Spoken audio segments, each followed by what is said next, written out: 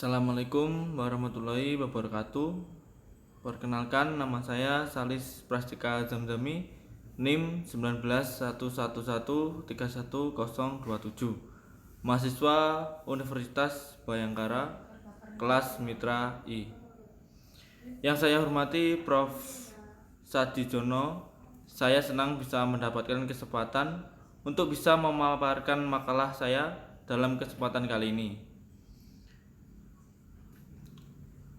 Saya akan menjelaskan tentang makalah saya dalam waktu 10 menit ke depan yang berjudul Konsekuensi Hukum Penyalahgunaan Wewenang Pejabat Pemerintahan dalam Penerapan Ketentuan Protokol Kesehatan Pencegahan COVID-19. Kira-kira apa saja yang saya akan bahas? Mari kita simak pada pembahasan selanjutnya. Konsep penyalahgunaan wewenang menurut hukum administrasi negara mempunyai dua penyalahgunaan wewenang. Pertama, melampaui batas kekuasaan. Dimaksud, petugas yang kedapatan menggunakan kekuasaan di luar dari SOP atau tupoksinya bisa disebut telah melakukan penyelewengan wewenang. Kedua, sewenang-wenang. Sewenang-wenang maksudnya bagi petugas yang bertindak di luar batas kewajaran, maka ia bisa disebut dengan penyalahgunaan wewenang. Mari kita lanjut. Bentuk-bentuk penyalahgunaan wewenang berdasarkan pasal 18 UU nomor 30 tahun 2014. Badan atau pejabat pemerintahan dikategorikan melampaui wewenang. Badan atau pejabat pemerintahan dikategorikan mencampur aduk wewenang. Badan atau pejabat pemerintahan dikategorikan bertindak sewenang-wenang. Lanjut. Konsekuensi hukum pejabat pemerintahan yang menyalahgunakan wewenang dalam penerapan ketentuan protokol pencegahan COVID-19. Apabila pegawai negeri sipil terbukti menyalahgunakan wewenang, maka berdasarkan ketentuan ini akan diberikan hukuman disiplin ringan, sedang, hingga yang paling berat berdasarkan pasal 11, 12, dan 13. Berat ringannya hukuman disiplin ditentukan berdasarkan kesalahan yang terdapat pada pasal 8, 9, dan 10. Pejabat Pembina Kepegawaian Pusat menetapkan penjatuhan hukuman disiplin bagi pejabat PNS dan pejabat ekselon akan dijatuhkan hukuman pada pejabat yang berada setingkat di bawahnya. Yang pertama, hukuman disiplin ringan yang dimaksud dalam Peraturan Pemerintah Nomor 53 Tahun 2010 tentang disiplin pegawai negeri sipil adalah sebagai berikut.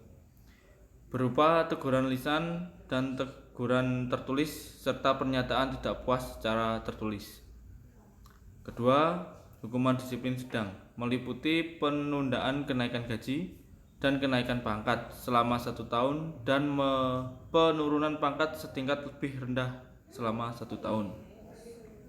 Ketiga, hukuman disiplin berat meliputi penurunan pangkat lebih rendah selama 3 tahun sampai pemberhentian tidak hormat.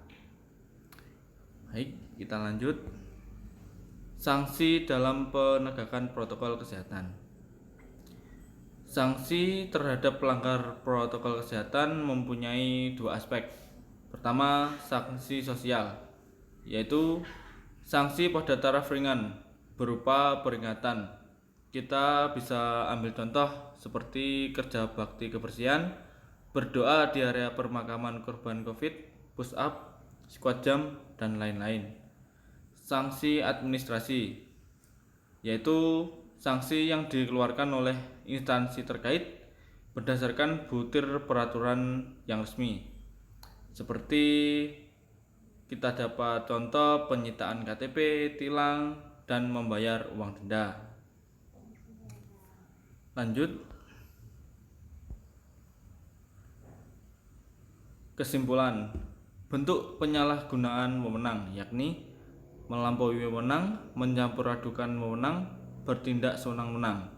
Pemerintahan dikategorikan melampaui wewenang apabila tindakan yang dilakukan melampaui batas waktu dan wilayah berlakunya wewenang.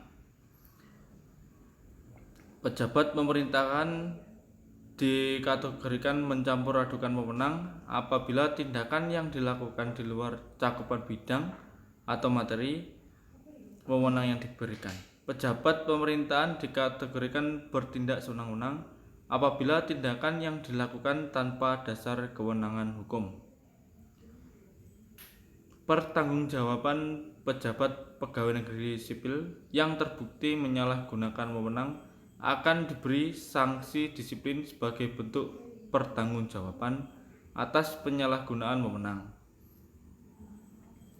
Pertanggungjawaban hukum artinya pejabat pegawai negeri sipil yang bersangkutan dapat dituntut administrasi berat terdapat dalam pasal 8 ayat 3. Seorang pejabat pegawai negeri sipil yang menyalahgunakan wewenang bertanggung jawab berdasarkan kewenangannya yang diterimanya pada baik berdasarkan atribusi, delegasi, dan mandat yang memiliki pertanggungjawaban yang berbeda berdasarkan sumber wewenang yang diterimanya.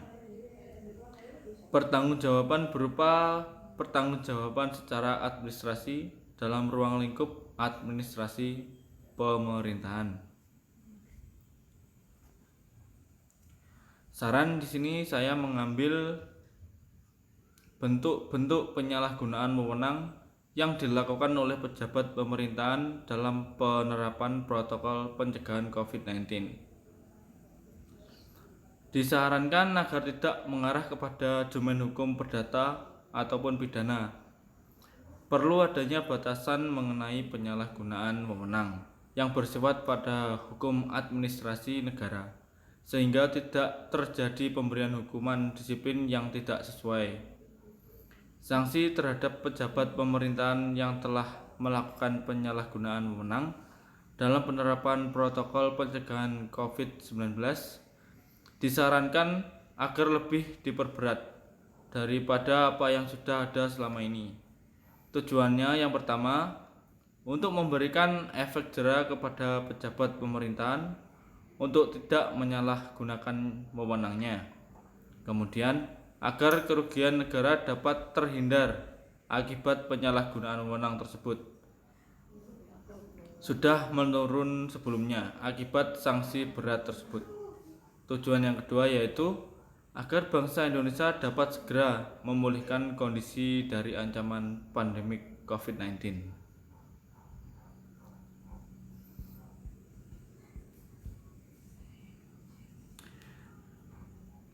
Baik, sekian apa yang saya dapat kemukakan dalam makalah kali ini. Mudah-mudahan apa yang saya sampaikan dapat memberi manfaat untuk menambah wawasan dan ilmu pengetahuan di bidang hukum administrasi. Untuk kurang lebihnya, saya mohon maaf dan terima kasih. Terima kasih atas perhatiannya. Wassalamualaikum warahmatullahi wabarakatuh.